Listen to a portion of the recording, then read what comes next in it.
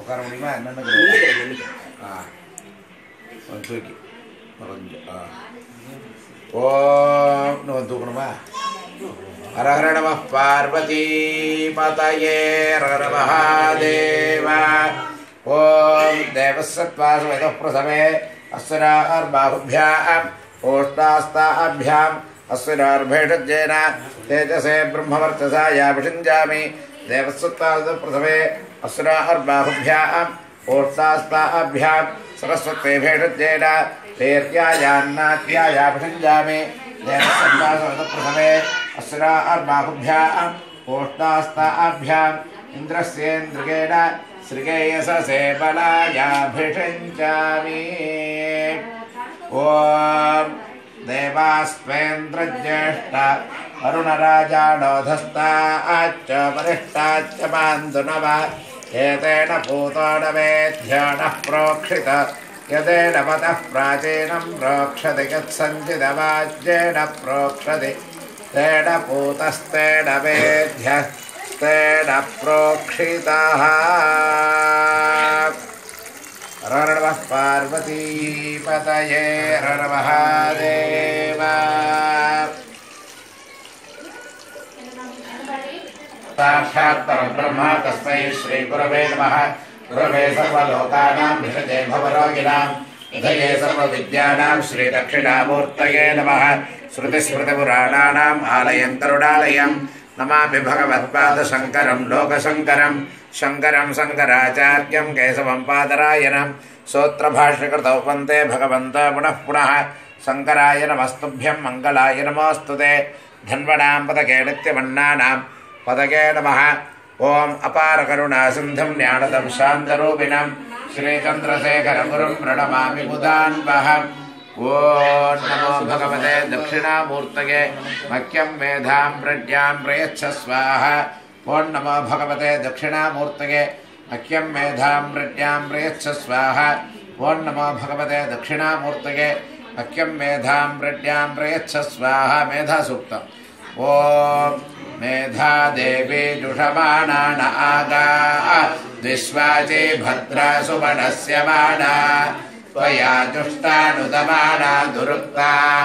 बृहत्वदेव वितथे सुवीराः त्वया जुष्टऋषद्भवति देवी त्वया ब्रह्मागतश्रीरुतत्वया त्वया जुष्टश्चित्रं विन्दते वसुसानो जुषस्वद्रविणानमेधे. मेधां महीन्द्रो ददातु मेधां देवी सरस्वती. मेधां मे अश्विना उभावाधत्तां पुष्करस्वजा अप्सरासु च या मेधा गन्धर्वेषु च यन्मनः. दैवी मेधा सरस्वती सामा मेधासुरभिर्जुषतां स्वाहा. आमां मेधासुरभिर्विश्वरूपा हिरण्यवर्णा जगदीशगम्या ऊर्जस्वती पयसा पिन्वमाना सामा मेधा सुप्रतीका जुषन्ता. मयि मेधां मयि प्रजां मय्यग्निस्तेजो दधातु मयि मेधां मयि प्रजां मयीन्द्र इन्द्रियं दधातु मयि मेधां मयि प्रजां मयि सूर्यो प्राजो दधातु. ॐ नमो भगवते दक्षिणामूर्तये मह्यं मेधां प्रज्ञां प्रयच्छ स्वाहा. ॐ भूर्भुवस्सुर अस्मिन् अस्यां सद्गुरु बिम्बे सद्गुरूणां ध्यायामि आवाह सद्गुरुं ध्यायामि आवाहयामि. ॐ आसनं समर्पयामि. गुरुभ्यो नमः. पादयोः पाद्यं समर्पयामि. गुरुभ्यो नमः. अर्घ्यं समर्पयामि. गुरुभ्यो नमः. आचमनीयं समर्पयामि. गुरुभ्यो नमः. मधुवर्कं समर्पयामि. गुरुभ्यो नमः. स्नानं समर्पयामि. स्नानानन्तरम् आचमनीयं समर्पयामि. ॐ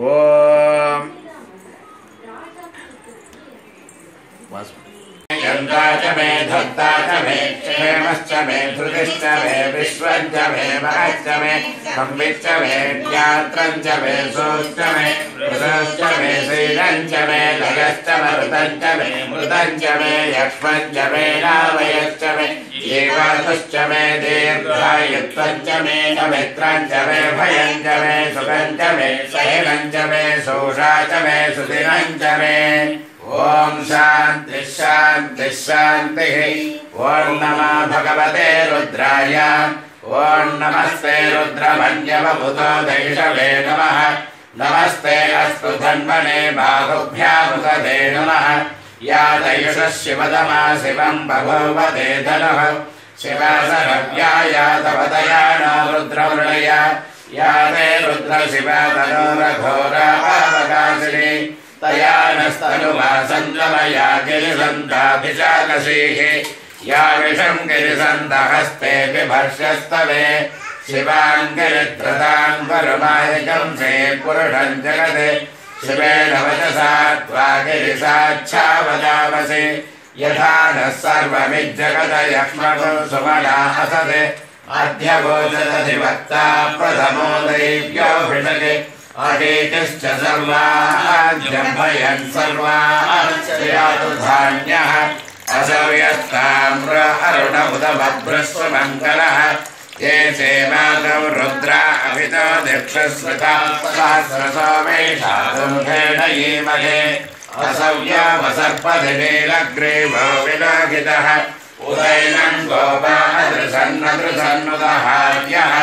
उदैनं विश्वाभूतानि सदृष्टा मृडयादिनः नमो हस्तनीलग्रीवाय सहस्राक्षाय मेषुषे अधो ये अस्य सत्त्वानो हन्तेभ्यो नमः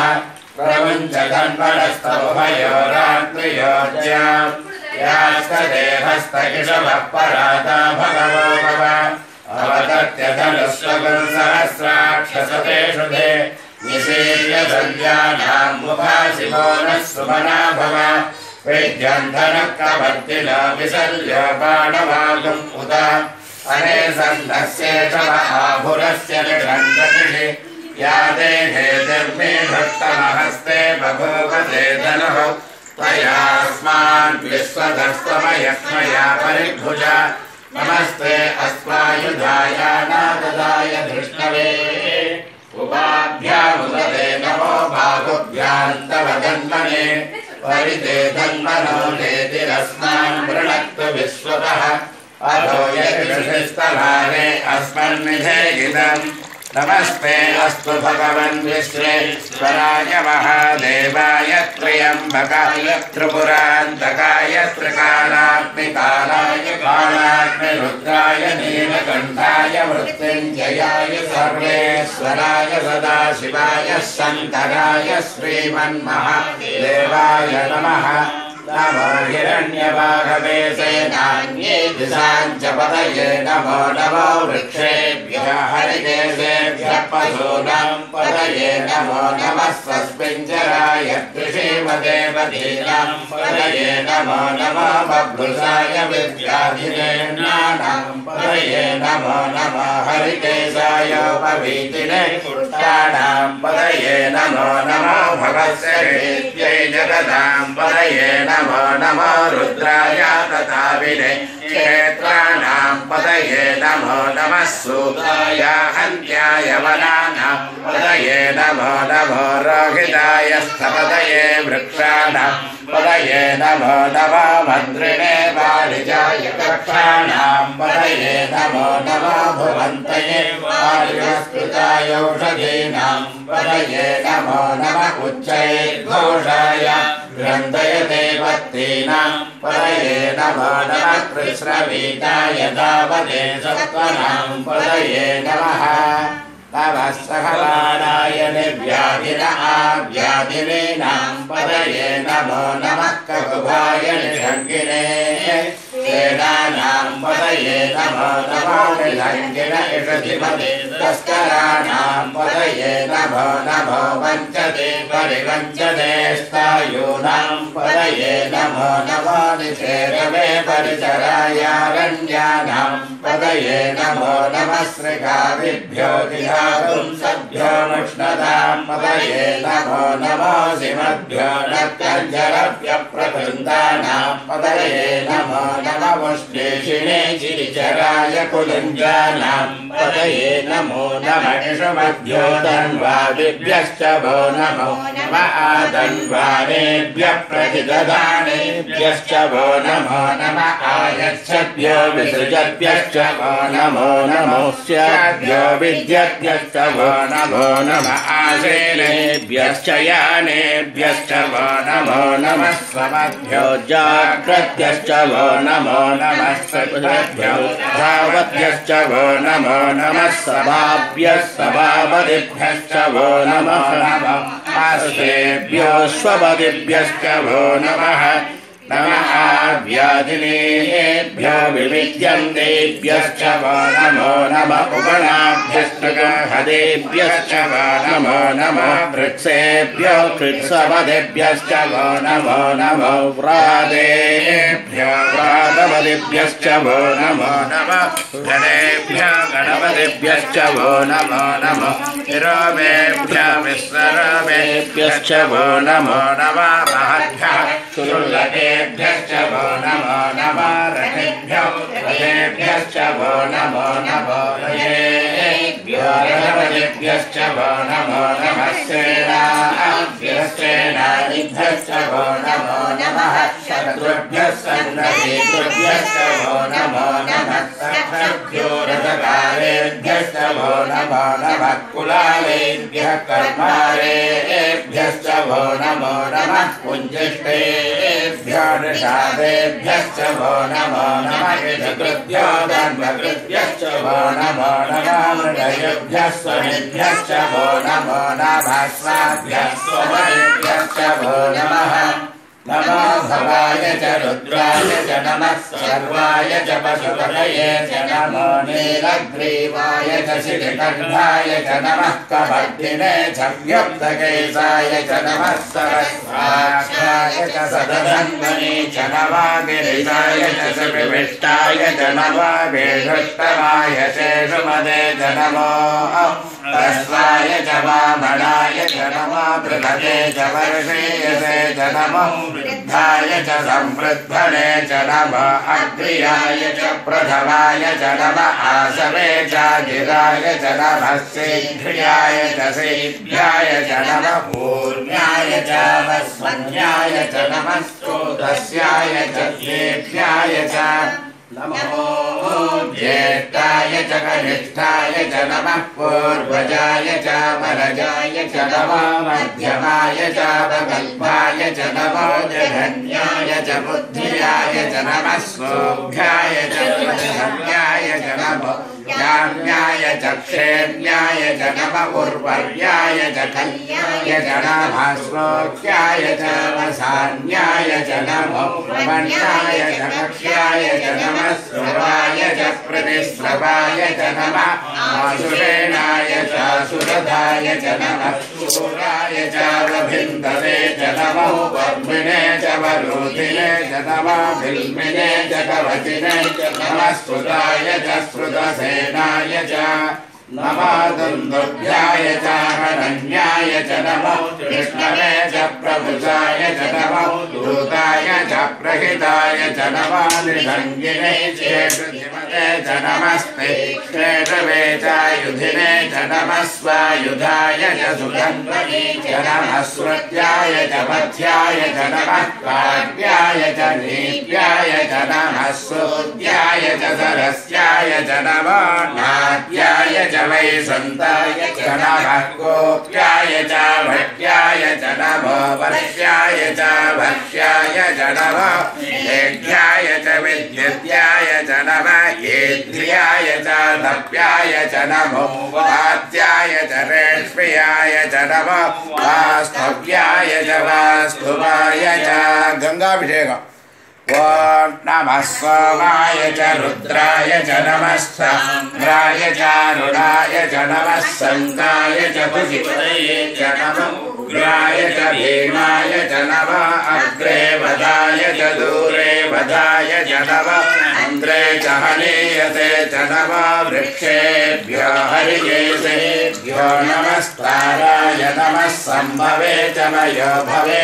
नमः शङ्कराय च मयत्कराय च नमः शिवाय च शिवकराय च नमस्तेभ्याय च कोल्याय च नमः भार्याय च भार्याय च नमः प्रकरणाय च उत्तरणाय च नमः आदार्याय च लाद्याय च नमः सख्याय च भेण्याय च नमः शिखत्याय च प्रभाह्याय च नमः हिरण्याय च प्रमथ्याय च नमः किंशिलाय च क्षयणाय च नमः कमर्दिने च कुलस्तये च नमः गोष्ठ्याय च गृह्याय च नमः स्तल्प्याय च केक्ष्याय च नमः कार्याय च कपरेष्टाय च नमः प्रदय्याय च निवेश्याय च नमः पादुंसव्याय च रजस्याय च नमः शुच्याय च हरिद्याय च नमो लोभ्याय च लभ्याय च नमः पूर्याय च शून्याय च नमः पर्याय च वर्णसत्याय च नमो वधुरमाणाय च विघ्नते च नमः आखिलते च प्रखिलते च नमः वक्किलिकेभ्यो देवानां हृदयेभ्यो नमः विक्षीणकेभ्यो नमः विचिन्वद्येभ्यो आनिर्हतेभ्यो नमः आनीवद्येभ्यः प्राप्ते अन्धसस्पदे दरिद्रं नीललोहितां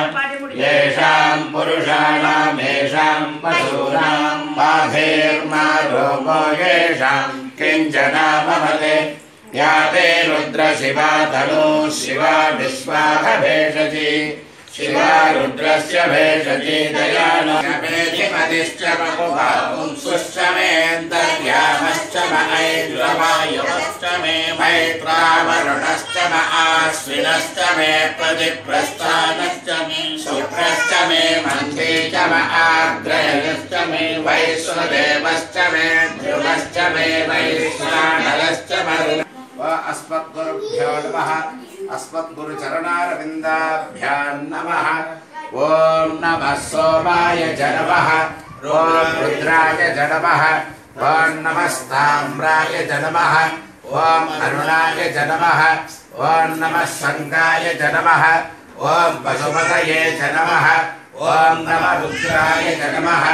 ॐ भीमाय च नमः ॐ नमो अग्रे वधाय च नमः ॐ दूरे वधाय च नमः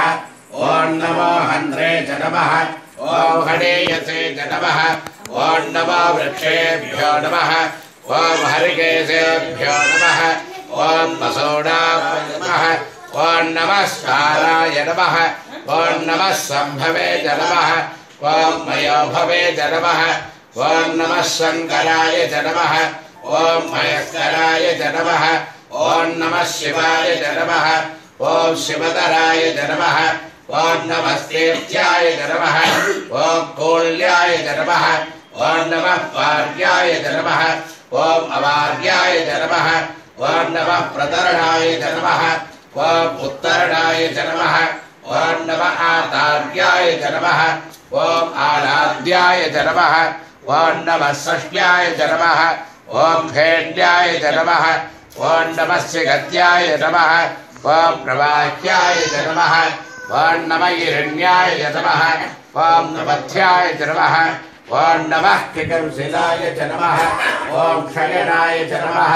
ॐ नमः कमर्दिने च नमः ॐ व्यक्तकेशाय ॐ नमः कमर्दिने च नमः ॐ पुरस्तये च नमः ॐ नमो गोष्ठ्याय च नमः ॐ गृह्याय च नमः ॐ नमः स्तल्प्याय च नमः ॐ गेह्याय च नमः ॐ नमः काट्याय च नमः ॐ कपरेष्ठाय च नमः ॐ नमो हृदयाय च नमः ॐ निवेश्याय च नमः ॐ नमः पादुंसव्याय च नमः ॐ रजस्याय च नमः ॐ नमः शुष्क्याय च नमः ओम हरित्याय नमः ओम नमो लोभ्याय नमः ओम उलभ्याय नमः ओम नमः ऊर्व्याय नमः ओम सूर्याय नमः ओम नमः पर्याय नमः ओम पर्णसद्याय नमः ओम नमो भगुरमाणाय नमः ओम अभिघ्नते नमः ओम नमः आख्यते नमः ओम प्रक्षितते नमः ओम नमो भो नमः ओम गिरिकेभ्यो नमः ओम देवानागहृदयेभ्यो नमः ओम नमो विक्षीणकेभ्यो नमः ओम नमो विषन्मद्गेभ्यो नमः ओम नमः आनिर्हतेभ्यो नमः ओम नमः आमीवद्गेभ्यो नमः ओम निधनपदये नमः ओम निधनपदान्तिकाय नमः ओम ऊर्ध्वाय नमः ओम ऊर्ध्वलिंगाय नमः ओम हिरण्याय नमः ओम हिरण्यलिंगाय नमः ओम सुवर्णाय नमः ओम सुवर्णलिंगाय नमः ओम दिव्याय नमः ओम दिव्यलिंगाय नमः ओम भवाय नमः ओम भवलिंगाय नमः ओम सर्वाय नमः ओम सर्वलिंगाय नमः ओम शिवाय नमः ओम शिवलिंगाय नमः ओम ज्वलाय नमः ओम ज्वललिंगाय नमः ओम आत्माय नमः ओम आत्मलिंगाय नमः ओम परमाय नमः ओम परमलिंगाय नमः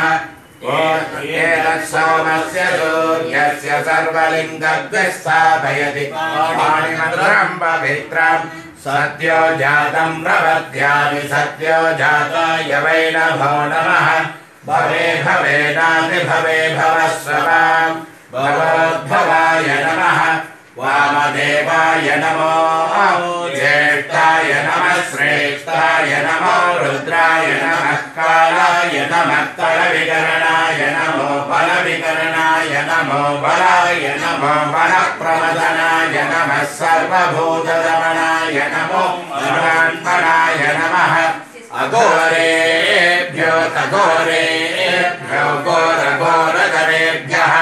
सर्वेभ्यः सर्वेभ्यो नमस्ते अस्तु रुद्ररूपेभ्यः तत्पुरुषाय विद्महे महादेवाय धीमहि तन्नो रुद्रः प्रचोदयात् ईशानः सर्वविद्यानाम् ईश्वरः सर्वभूतानां ब्रह्माधिपतिर्ब्रह्मणोऽधिपतिर्ब्रह्मा शिवो मे अस्तु सदा शिवो नमो हिरण्यवाहवे हिरण्यवर्णाय हिरण्यरूपाय हिरण्यपदये प्रियापदये उमापदये पशुपदये नमो नमः ऋतगुं सत्यं परं ब्रह्म पुरुषं कृष्णपिङ्गलम् ऊर्ध्वरेदं विरूपाक्षं विश्वरूपाय वै नमो नमः सर्वो वै रुद्रस्तस्मै रुद्राय नमो अस्तु पुरुषो वै रुद्रस्तन्महो नमो नमः विश्वं भूतं भुवनं चित्रं बहुधा जातं जायमानं जयते सर्वोऽख्येष रुद्रस्तस्मै रुद्राय नमो अस्तु रुद्राय प्रचेतसे मेघुष्टमाय तव्यसे वोचे वसन्तमगुं हृदे सर्वोऽख्येष रुद्रस्तस्मै रुद्राय नमः अस्तु त्रिदलं त्रिगुणाकारं त्रिनेत्रं च त्रियायुधं त्रिजन्म पापसंहारम् एकबिल्वं शिवार्पणम् सद्गुरुचरणारविन्दाभ्यां नमः अनेककोटि प्रार्थनाः समर्पयामि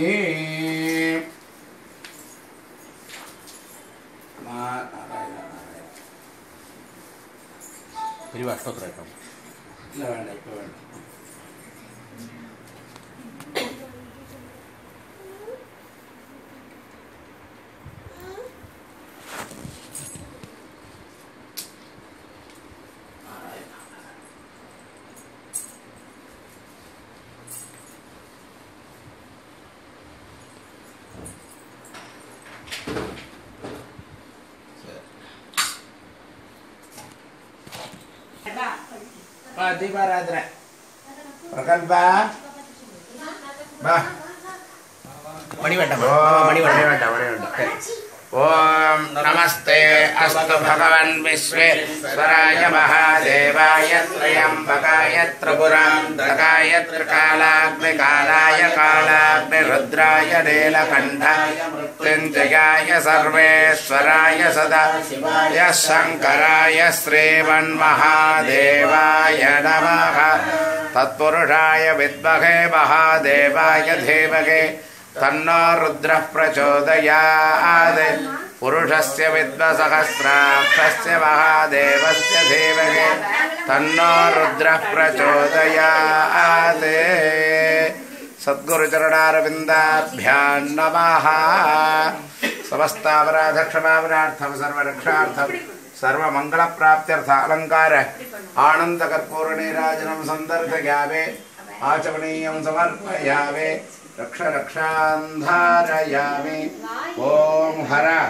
ओम मेधा देवी जुषमाना विश्वाचे भद्रा सुमनस्य माना त्वया दुष्टानुगमाना दुरुद्धा बृहत्तदेव विदते सुवीराः त्वया दुष्टऋषिर्भवति देवि त्वया ब्रह्मा गतस्मे ऋतत्वया त्वया जुष्टश्चित्रं विन्दते पशुसानो जुषस्वत्रविनो नमेधे मेधां महीन्द्रो ददातु मेधां देवी सरस्वती मेधां मे अश्विना उभावाधत्ता पुष्करस्वजा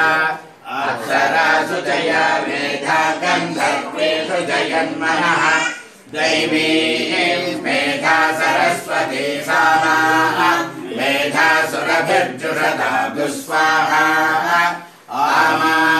मेधा सुरभिर्विश्वरूपा हिरण्यवर्णा जगती जगम्या ऊर्जस्वती पयसा पिङ्गमाना सामा मेधा सुप्रतीका जुषन्ताम् मयि मेधां मयि प्रजा मय्यग्निस्तेजो ददातु मयि मेधां मयि प्रजा मयीन्द्र इन्द्रियं ददातु मयि मेधां मयि प्रजा मयि सूर्यो वाचो ददातु मेधा देवी जुषमाना विश्वाची भद्रा प्रार्थना பண்ணிட்டு போட்டுங்க எந்தந்த எஷ்சந்த சாமர பிரபா விஸ்வரூபா அது இருக்கும்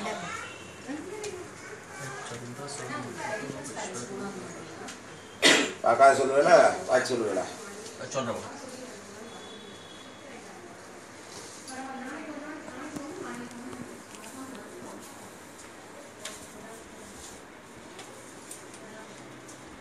உங்க சுகந்திக்கு போனடி வந்து நமஸ்காரம் பண்ணிட்டு எத்தனை ரூபா கொடுத்துட்டு தெரியாது